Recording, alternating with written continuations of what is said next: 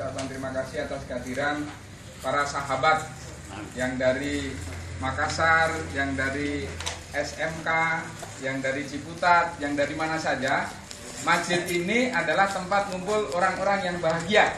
Nah, amin, insya Allah. Dan insya Allah terus dibahagiakan oleh Allah. Subhanallah, ada berita yang bagus sekali, bapak-bapak dan ibu, tante, salah satu-satunya ibu ya. Ternyata duta besar Afrika Selatan yang bernama Rasul, yang bernama Rasul, ini saya tempel di sana namanya. Itu asalnya nenek moyangnya dari Makassar. Subhanallah. Duta besar Afrika Selatan Ibrahim Rasul. Ya, namanya Ibrahim Rasul. Kakeknya namanya Syekh Yusuf.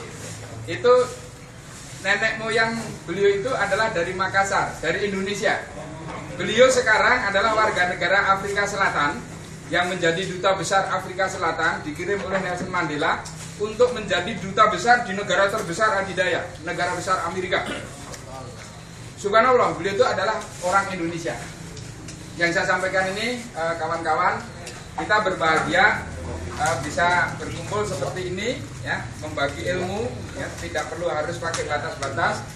Insya Allah, ya, insya Allah. Dan kita juga tidak tahu beberapa di antara kawan-kawan itu menjadi pendakwah dari seluruh dunia. Ya, jadi tidak hanya di lokal tapi seluruh dunia. Ya, Masya Allah, ini saya juga dengar dari Ustadz beliau itu keliling dunia juga, bisa kemana-mana memberikan dakwah. Dan intinya adalah orang Indonesia ini, ya, orang Indonesia ini Muslim yang terbesar di seluruh dunia. Jumlah Muslimnya terbesar demikian rupa. Jadi tidak ada pembeda. Tadi Ustadz tadi waktu imam beliau membacakan surat yang luar biasa. Allah sumpah sampai 7 kali. Ingat kan tadi waktu subuh beliau adalah membaca Syamsi, ya, demi matahari, demi siang hari, demi bulan, ya, demi demi malam, demi langit, demi bumi, ya, demi jiwa yang terakhir. Nah, surat yang dibawa beliau tadi pernah kita ulas bersama di sini. Tidak ada satu surat yang demikian panjang yang diawali dengan 7 sumpah. Allah bersumpah sampai 7 kali tadi, Ustadz ya, 7 kali. Nah, ini saya bacakan saja, kalau nggak baca saya lupa. Nah, kira-kira begini. Kenapa Allah sampai bersumpah 7 kali? Nah, ini begini nih. Kenapa sampai 7 kali? Ya. Pertama, ya, demi matahari. Yang kedua demi bulan. Yang ketiga demi siang. Yang keempat demi malam. Yang kelima demi langit. Yang keenam demi bumi. Dan yang ketujuh, nah ini kuncinya, yang ketujuh itu demi jiwa. Nah tadi kawan-kawan saya lihat ada yang pakai bahasa khusus, itu beliau menyampaikan dari jiwa. Subhanallah, saya kagum sekali tadi dengan teman-teman yang bisa berkomunikasi. Subhanallah, ini beliau dengan jiwa, ya, menyampaikan dari hati ke hati, bisa berdakwah.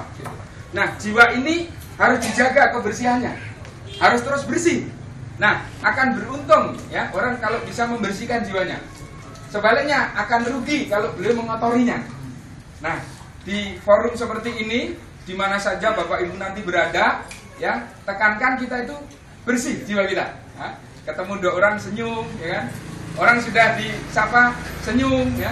Yang nggak senyum juga nggak apa-apa, ya. Jangan khawatir, ya.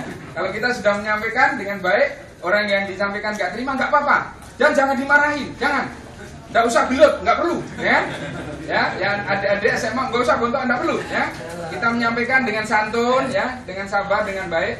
Kalau sudah itu istiqomah, ya, istiqomah. Kemudian kita berdoa aja. Karena apa? Yang lainnya akan diurus oleh Allah. Yang lainnya akan diurus, ya. Allah akan mengurus orang-orang itu. Jadi kita nggak usah terlalu khawatir.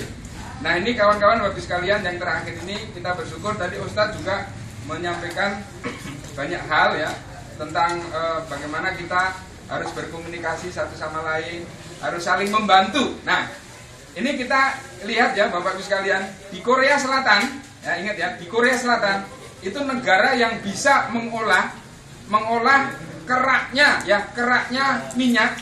Jadi minyak buangan, minyak yang sudah nggak diolah di Korea Selatan dan menjadi minyak yang nomor 1 di dunia kualitasnya.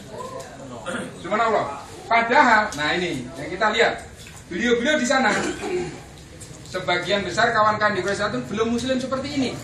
Ada yang sudah muslim tapi belum banyak. Teknologi yang dikemukakan itu adalah sebetulnya kalau kita kaji, Al-Quran sudah memberikan isyarat semua bahwa Al-Quran ini adalah berdasarkan pengetahuan. Nah, kalau nanti kawan-kawan baca ya, ada satu surat yang jelas-jelas Al-Quran diturunkan berdasarkan pengetahuan. Nah, ini adik-adik yang sekolah ya, adik-adik sekolah, nanti cari ayatnya, ya, cari ayatnya. Al-Quran diturunkan berdasarkan pengetahuan. Jadi alangkah bersyukurnya kalau orang bisa belajar pengetahuan. Walaupun, nah ini walaupun orang tersebut, subhanallah, mungkin belum dapat hidayah untuk menjadi Islam, tapi dia berpengetahuan dulu, gitu ya. Karena dengan pengetahuannya, nah sekarang beliau bersama teman-teman di Korea yang non Muslim sadar betul bahwa ada di dalam Quran itu. Semua yang dilakukan ada dalam Quran. Yang terakhir tadi Bapak Ibu sekalian, sekarang itu Amerika Serikat, ya kan, kemudian yang negara maju, Rusia